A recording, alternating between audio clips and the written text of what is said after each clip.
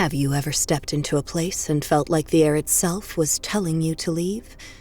Have you ever been alone in the dark, certain that something awful was inching closer? Draw the curtains, light a candle, and turn off the lights. It's story time.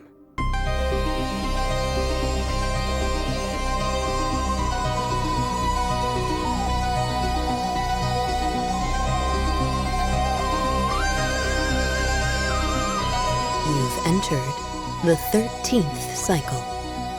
Chapter 3, The Last Stop.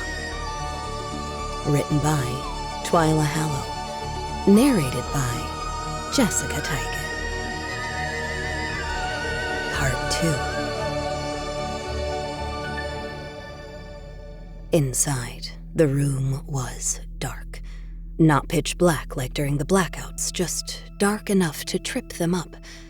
There was one source of light, a glowing monitor sitting on a desk in the corner, casting the room in a dim, bluish pall. Metal racks loomed along the sides, lit eerily by the flickering screen, cluttered with boxes and crates. The air in here was stale and strange.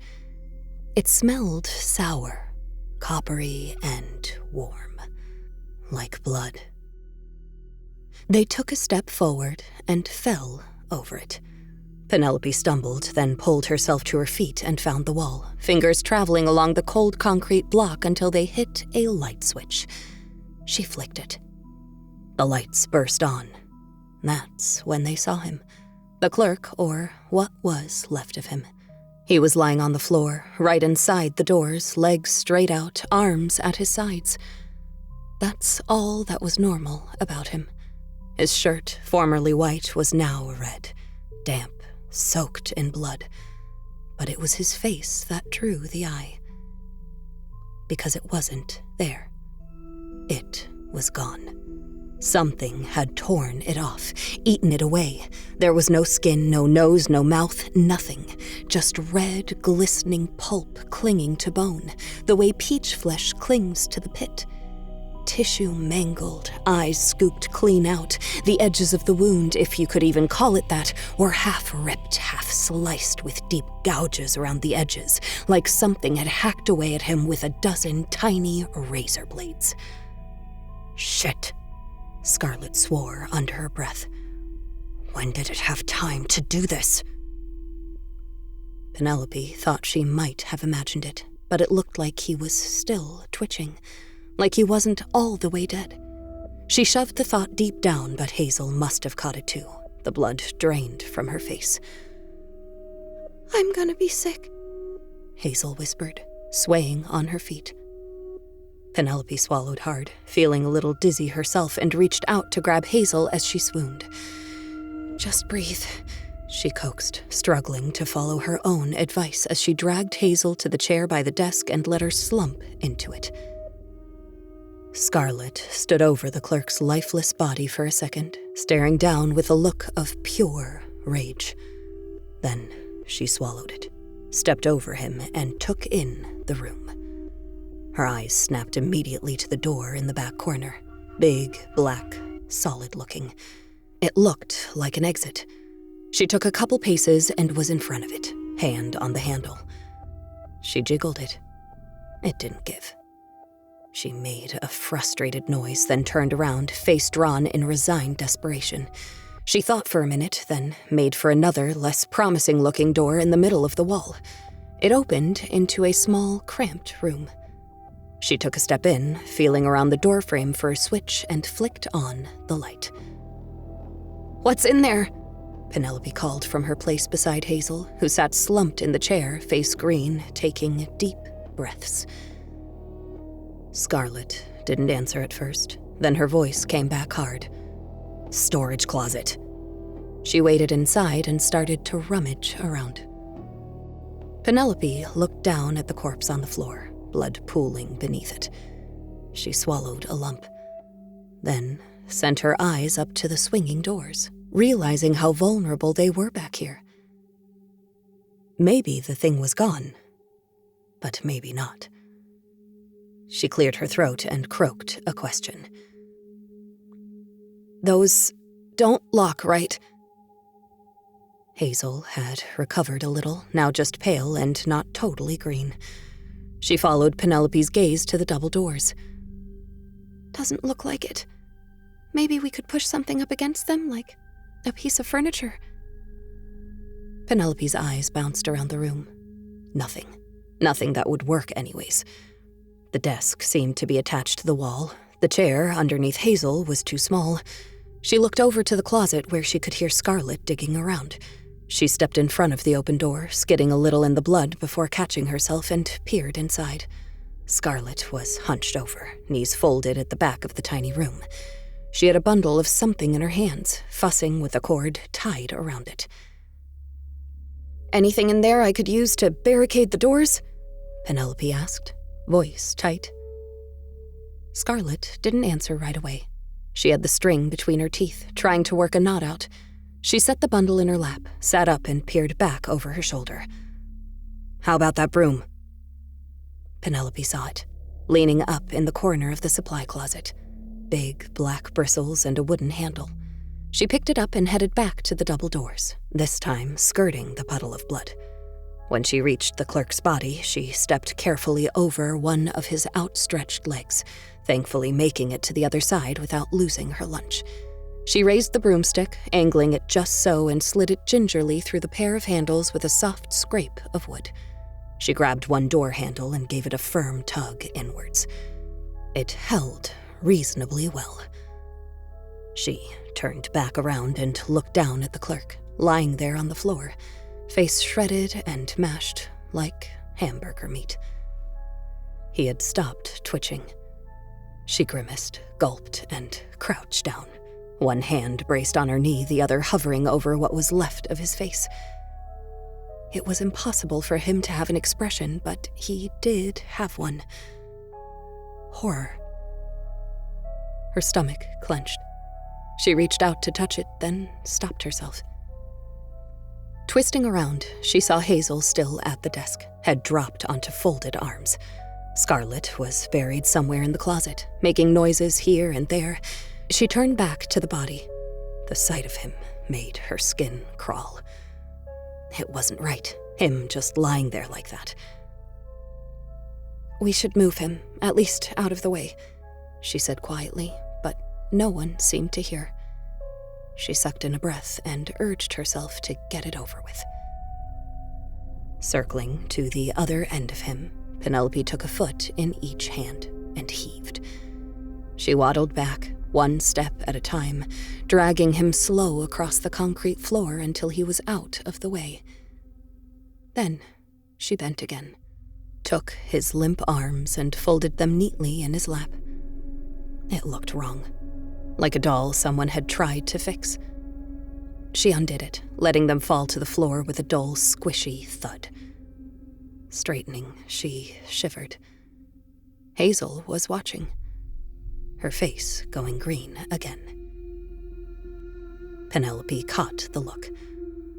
"Pretend he's not there. Just focus on breathing," she advised, wiping sweat off her forehead with the back of her arm. "Is there a box cutter out there?" Scarlett's voice wafted out from the closet. Penelope scanned the room. "No?" "Never mind, I got it," Scarlett said, emerging from the room holding something that looked like a balled-up t-shirt. Penelope turned away, again eyeing the double doors.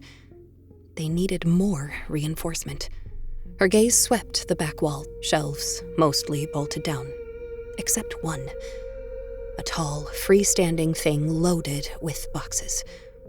Wire rack stretching across a black metal skeleton. It looked heavy. She jumped forward, hands on the bars, and twisted around to face Hazel. "Do you think we can move this?" Hazel stood up. Then her eyes went glassy and she dropped back down into the chair. "Never mind. You stay there," Penelope frowned.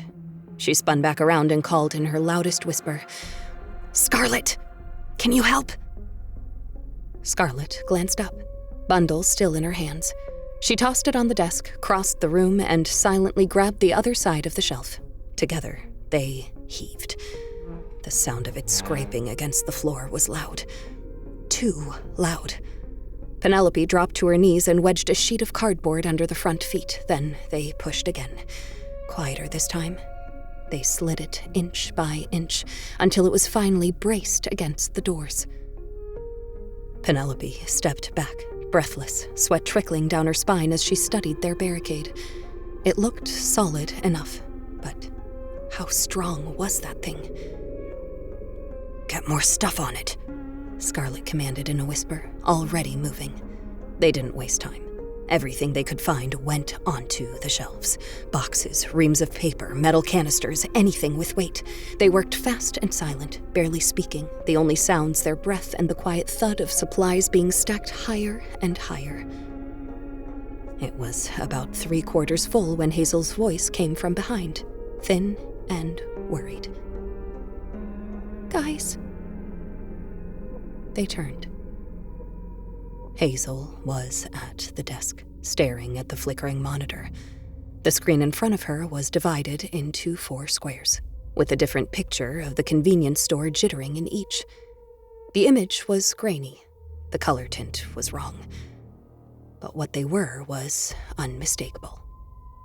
Security cameras. There he was, in the lower right square, standing motionless in front of the refrigerator cases, back to them.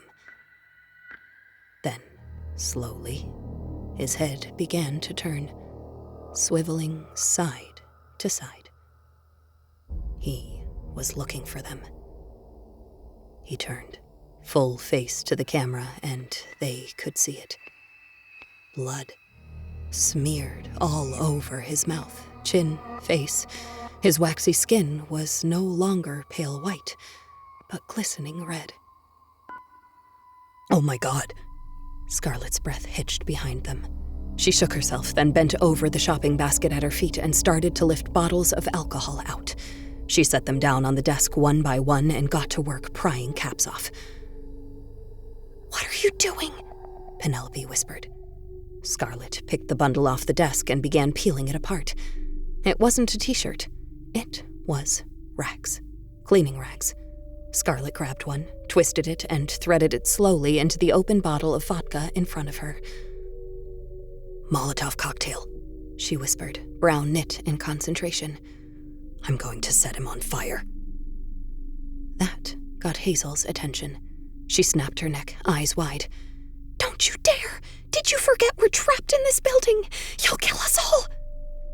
Penelope left them to argue, turning back to the monitor. The man was still moving through the store, slow, deliberate, unnatural. He moved like a puppet being yanked around. His gait was jerky, like he didn't understand how his legs worked. His image popped and shimmered. Penelope couldn't tell if that was the low-def camera or if he was glitching. He looked hungrier than before. He was hunting. It was only a matter of time before he came looking back here again. She sent her eyes back to the swinging doors. That barricade wasn't going to hold forever. Hazel was on her feet next to Scarlett, practically spitting. "I'm serious. You can't light that in here. We'll die. We'll burn to death." Chin trembling, Scarlett bit down on her lip and turned back to the bottles. She had 6 finished and was starting on the 7th. "We have no other weapons." "It's a gas station. You can't have fire here at all.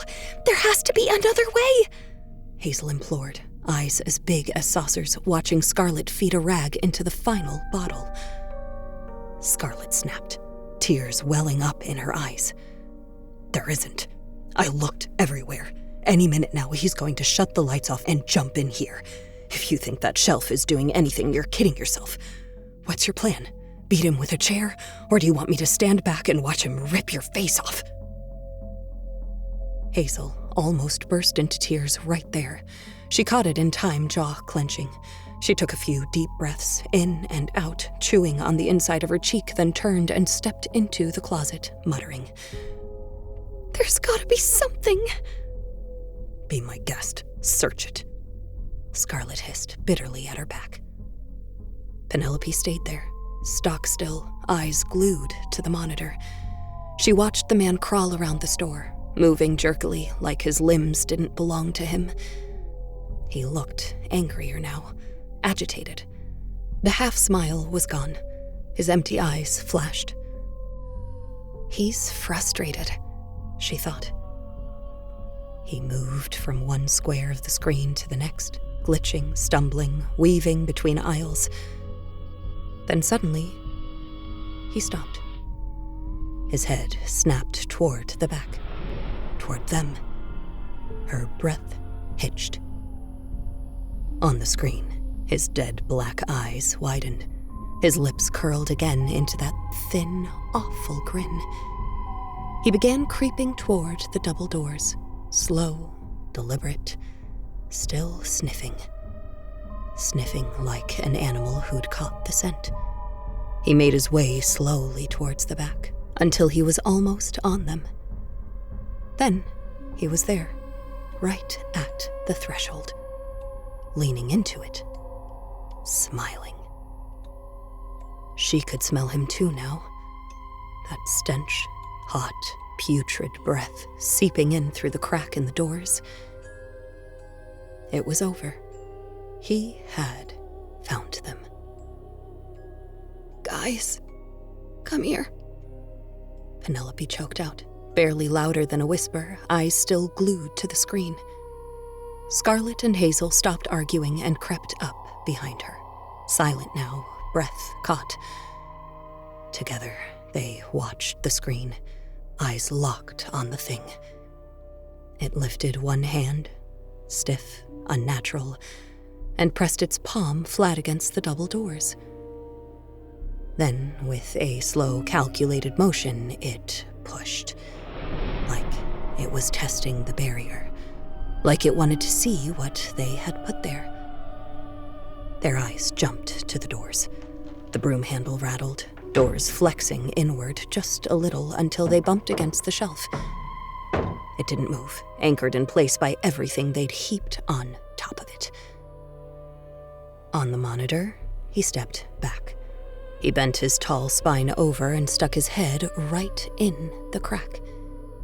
They could hear his breath sucking in and out on the other side of the door. Then he lurched forwards, shoving harder. They looked over. The broom rattled louder this time, but the shelf held. He drew back. Silence settled over the room.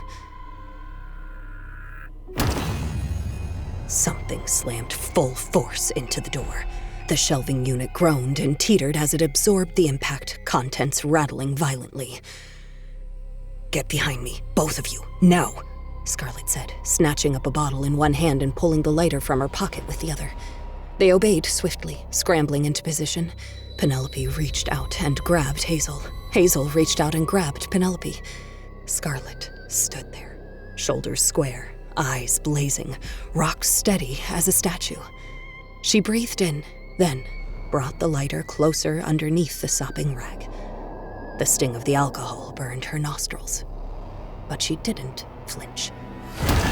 This time, the doors buckled inward and the broom handle splintered with a sickening crunch. The barricade jolted, grinding an inch across the floor, metal legs squealing against the cement. It teetered a little as if it might fall. They inched back, still huddled together.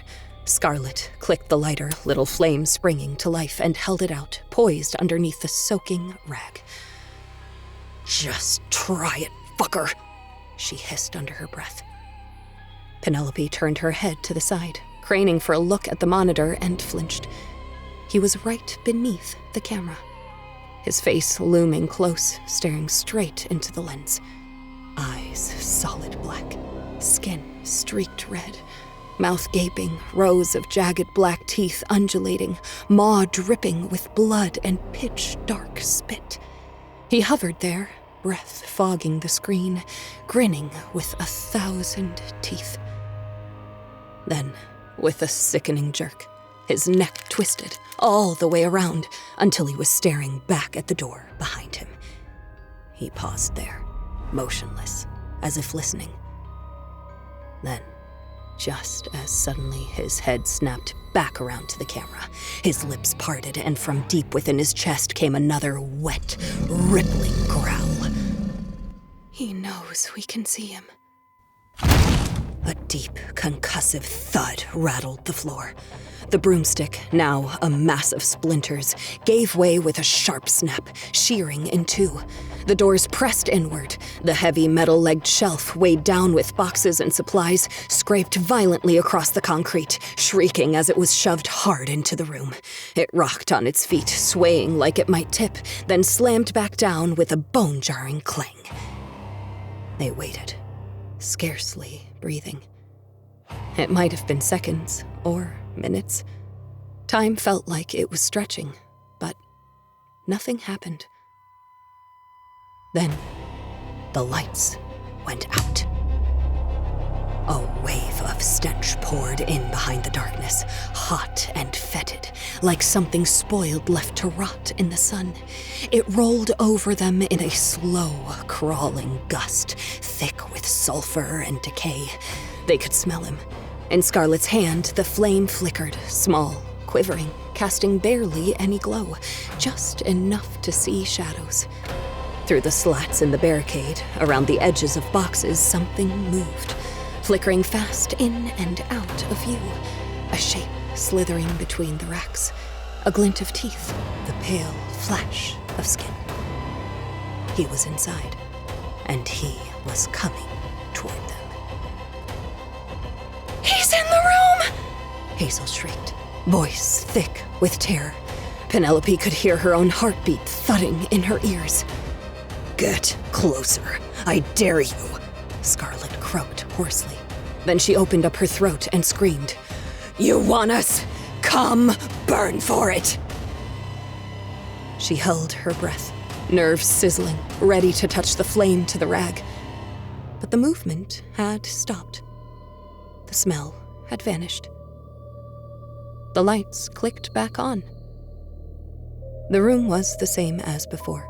Splintered broomstick hanging loose in the door handles, massive shelf looming a few feet from the door, crooked from where it had been shoved. The clerk still lay, with everything but a face, over to the side where Penelope had dragged him. Penelope looked at the screen. All 4 squares were empty. She scanned every corner of the monitor with frenzied eyes. He wasn't there. Instead, she saw something else. The glass double doors at the front of the store were standing wide open. "He left! Look, the doors are open!" Penelope cried, her voice cracking with something close to joy. She sprang forward without thinking. Hazel was at her side in an instant, eyes dancing. They shimmied around the shelf, finding just enough room to squeeze past, and stood before the swinging doors. Penelope reached out and grabbed the stiff black bristles, unwedging the splintered broom still jammed between the handles, and throwing it to the floor with a clatter. Hazel grabbed the other half and started to yank it free. "Stop! It's a trick! Don't fall for it!" Scarlett begged. She was still holding the lighter underneath the soaked rag, tiny flame wavering. She looked frantic. "You go out there. He's going to be waiting. That's exactly what he wants." Hazel froze mid-step, glancing back. She looked to Penelope, then back to Scarlett. She was still holding the broken broom handle, fingernails digging into the wood. Her voice came out hoarse, desperate. "What choice do we have? We can take our chances and try to make it outside, or we can stay in here and wait for him to kill us." Penelope nodded, eyes fixed on the crack between the doors, watching for movement in the store beyond. "If we can reach your car, we can get your axe," she offered, hopefully. Scarlett stayed where she was, gripping the bottle with white knuckles. She looked utterly exhausted. Her jaw worked back and forth. Then, slowly, she clicked the lighter shut with a snap. The flame vanishing in on itself. Her shoulders rose and fell once. And then, she stepped forward. The air in the shop had changed. It felt different, calmer, almost fresh, like whatever had been swirling in it before, fear, smoke, blood, had been sucked out all at once. They could see the doors at the far end, open and beckoning. A breeze curled in through them. It smelled like night and salt water, like safety. The store was empty. No man, no monster, no sounds, really. It was just them now. It was over. They bolted. They ran past the spinning sunglasses rack where they'd once laughed in oversized lenses, past the shelves of junk food they'd picked over so casually, past the shattered coffee pot, the smell of spilled coffee wafting off the puddle on the floor. They tore past the counter where the clerk had stood, struggling to understand them right before everything went wrong. They sprinted through the ghost of those moments, long dead now. Outside, beyond the doors, Scarlett's car sat parked under the bright lights of the pumps, still tethered by the black fuel hose. The windows glinted peacefully, untouched. It looked safe. It looked inviting. But just as they reached the threshold, Scarlett flung an arm out to stop them. "Wait." They skidded to a halt behind her. "What if he's out there?" she asked, anxious. Her eyes scanned the parking lot. Penelope swallowed. Her mouth was dry. "What do you want us to do?" she asked quietly. Her eyes flicked to the dark beyond the doors. She could feel the breeze brushing her arms like a hand beckoning them forward. Freedom felt close, close enough to touch. Scarlett turned to her. She pressed the rag-filled bottle into Penelope's hands, then handed over the lighter. She swallowed. "I'll go first. If anything happens, light it and throw it. Promise me." Penelope took the things, nodding silently, and Scarlett stepped out into the night. The warm air wrapped around her like a blanket, stirring her hair gently. The lot was still. She took another step, then another. Slow and cautious at first, then quicker. She was halfway to her car when it got her.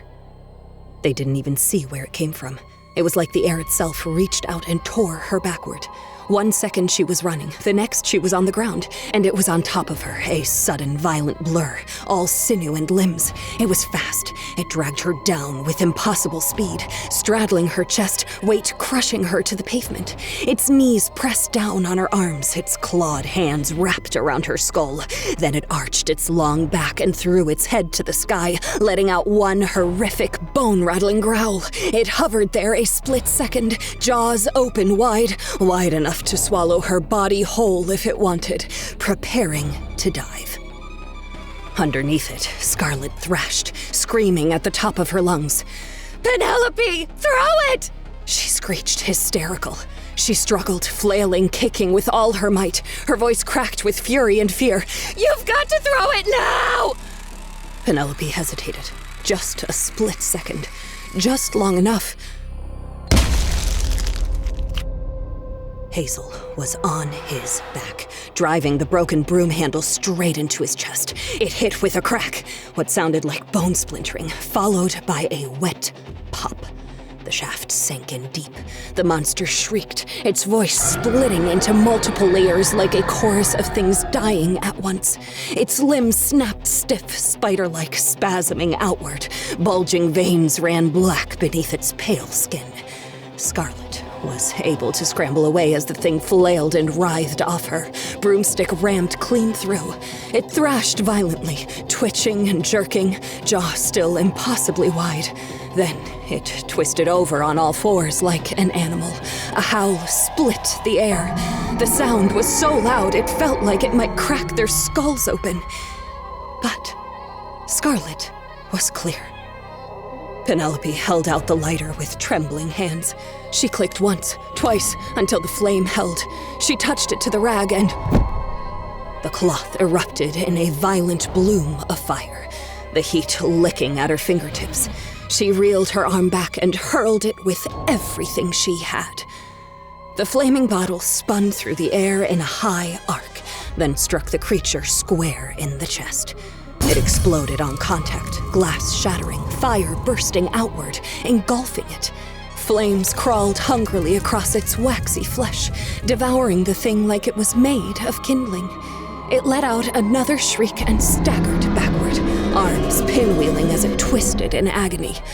"Let's go!" Scarlett bellowed from the driver's seat, the Civic's engine coughing to life. Penelope didn't look back. She swerved around the creature, skidding on broken glass, and dived in head first. Her door was still wide open, her leg barely pulled in when Scarlett slammed her foot down on the gas and the car leapt forward, tires screaming against concrete. They were halfway down the lot before the pump line snapped free with a violent pop, the hose whipping behind them like a tail. Gasoline sprayed from the severed nozzle, pooling quickly beneath the pump in a dark, glistening puddle. Behind them, the monster was still crawling, lit up like a torch. Its screams tore across the lot, long and ragged, full of rage and pain and hunger. It dragged itself toward them, consumed by fire, limbs flailing like it didn't know how to stop. Then it hit the puddle, and everything went white. The explosion erupted with a deafening kaboom. A tower of fire shooting skyward, lighting the night like a second sun. The shockwave slammed into the car, lifting the rear tires clean off the ground. Scarlett swerved to keep the car steady as it slammed back to the pavement, bouncing hard before the tires caught and screeched, fishtailing down the empty road. Behind them, the gas station had become a roaring pyre, flames leaping into the night sky. They drove, nerves raw, ears still ringing from the blast. In the rearview mirror, the fireball shrank, smaller and smaller, until it looked almost like the beach bonfire they hardly remembered leaving. Eventually, it dwindled to a faint, flickering glow on the black horizon. Hazel turned once to watch it vanish, but said nothing. No one spoke. The drive back to Valwick College took 30 minutes. They followed winding, empty roads under a sky that had returned to its soft, indifferent darkness. Trees blurred past like shadows standing guard. As the miles ticked by, their breathing slowed. The pounding in their chests faded from alarm to exhaustion. Tension fell away. Blood cooled. They felt their shoulders release, one by one.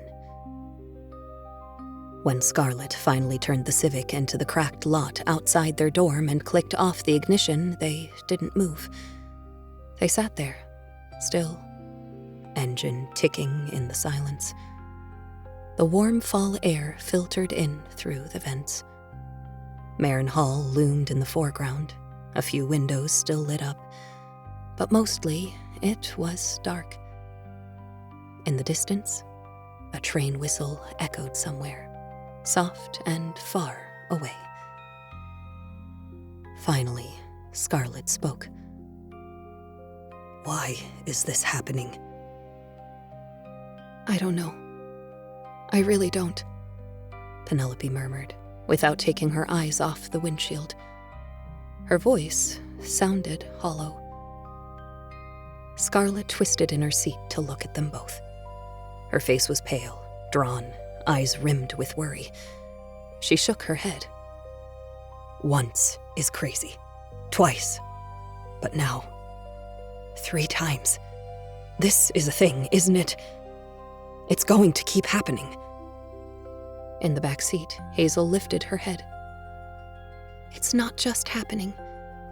It's happening to us. Like, it's not random. It's following the 3 of us. There's something about us, isn't there?" She turned her eyes to Penelope. Do you still think it's parallel universes? Penelope hesitated. Her mouth opened, then closed. For once, there was no theory. I don't know. I really don't know what it is. Hazel stared. That thing was a demon. Scarlett exhaled sharply, jaw tight. Yeah, maybe. Honestly, maybe. They sat there in silence again. The dorm windows stared down at them like darkened eyes. Somewhere inside, a light flicked on, then off. Hazel shifted in her seat. She looked out the window, working her jaw back and forth like she was chewing on a question. Then she asked, Hey, Penny, what did Alex do? Penelope blinked, like she'd forgotten he even existed. Then she burst out laughing, sharp, sudden, like she surprised herself. It made her laugh even harder until tears welled in her eyes. Oh my God, she choked out between giggles. It feels so stupid now to care about him. The atmosphere cracked and the others joined in, laughter bubbling up from somewhere, rising half in relief, half in disbelief. Something absurdly human in the aftermath of everything inhuman. Scarlett wiped her face, eyes glistening. Hey, if you care, we care. Penelope cut it off, giggling, and turned in her seat to face them. She pulled her knees up, hugging them loosely, hesitated, then spoke. We matched on Bumble. He seemed normal. He already graduated, had a job, his own place. He's a couple years older. We dated, I guess. Maybe it was a situationship. We didn't technically define it. But I really liked him. Like, really, really liked him. She looked down at her hands. He was the first guy I ever... Before him, I never felt... Her voice thinned, then trailed off completely. Hazel asked softly, How long were you together? Penelope thought for a moment. I guess 2 months. Scarlett raised her eyebrows. Whoa, okay. So then what happened? I got a DM. Scarlett groaned. Oh no. Penelope nodded. Yeah, from a girl. His girlfriend, actually, of 2 years. They lived together. Are you sure? Hazel asked. If she made it up, I'm sure. I checked, Penelope said bitterly. The laughter had vanished. Penelope sniffled, rubbing at her nose, trying to hold it together. I didn't even yell at him. I didn't want to give him the satisfaction. I just ghosted. Scarlett's tone turned cold. What a lying sack of shit. Then she shoved the door open and climbed out of the car, the slam of it echoing in the quiet lot. The others followed. They crossed the lot slowly, the silence a little different this time. Scarlett reached the dorm first and yanked the door open, holding it wide for the others. You're right, Penelope, she said flatly as Hazel and Penelope shuffled past her. Men suck. And with that, they went inside. You've been listening to The 13th Cycle, The Last Stop. Written by Twyla Hallow and narrated by Jessica Teige. See you again when the lights go out.